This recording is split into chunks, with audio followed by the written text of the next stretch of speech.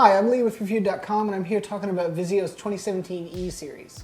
Vizio's come out with a TV series called the E Series for the last few years, and every year what it tries to do is give people like a taste of really cool TV tech at like really good, affordable prices. So this year, it introduces HDR, or high dynamic range. So if you're not familiar with HDR or high dynamic range, it's a catch-all sort of thing that includes a number of TV tech upgrades, primarily which is 4K resolution, which a lot of TVs have now, but it also usually means more color and a higher brightness range.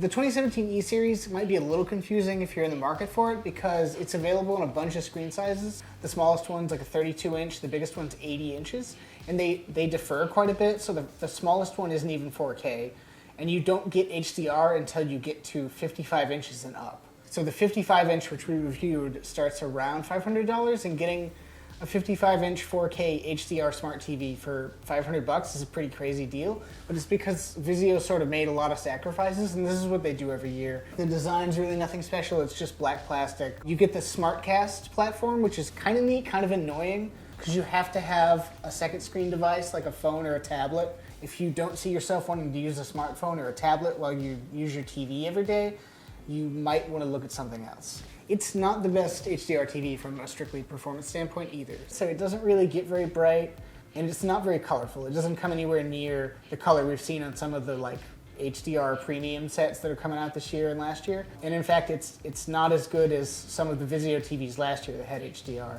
In terms of just regular non-HDR viewing, it's still as good as it always was. I mean, the E Series sort of originally earned its accolades for being like surprisingly good for how cheap it is, and that's still the case here.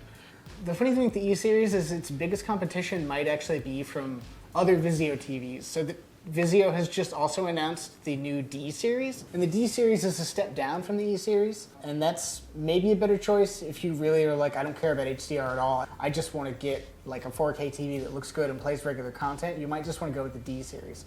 If you're like, well, if I'm going to spend this kind of money anyway, I'll spend a couple $100 more and get something that does like impressive HDR, you can actually go for either last year's M Series or wait until this year's comes out, because that one is positioned not just to do HDR compatibility, but to do good looking HDR and Dolby Vision content. So to read the rest of the review and see all of our test results and pictures, head over to review.com.